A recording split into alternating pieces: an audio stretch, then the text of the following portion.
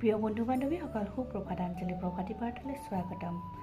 আজি 18 পুহ শুক্লপক্ষ পূৰ্ণিমা 1432 ভাস্কৰাব্দৰ যুগ আৰু 3 জানুৱাৰী 2026 শনিবাৰ। আজিৰ প্ৰভাতী বাৰ্তা। নীৰৱ ৰাতিত পূৰ্ণিমাই মনক কয়, শান্ত থাকিলে সৌন্দৰ্য নিজেই প্ৰকাশ পায়। প্ৰিয় বন্ধু বান্ধৱীসকল, শান্তই সৌন্দৰ্য আৰু সৌন্দৰ্যই নিজৰ জীৱনক পোহৰাই তোলে। পূৰ্ণিমাৰ জোনটিয়ে যেনেদৰে নীৰৱে পোহৰ বিলাই জগতক সৌন্দৰ্য প্ৰদান কৰে আৰু নিজেও সুন্দৰ হৈ থাকে, আমিও ঠিক একেদৰে শান্ত থাকি নিজৰ জীৱনৰ সৌন্দৰ্য উজ্বলাই তুলিবলৈ চেষ্টা কৰিব লাগে আৰু পৃথিৱীত আগবাঢ়ি যাবলৈ চেষ্টা কৰিব লাগে।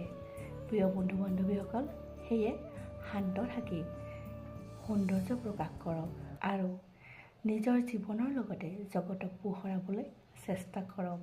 আজিৰ দিনটো আপোনাৰ বাবে অতি শুভ হওক। ধন্যবাদ।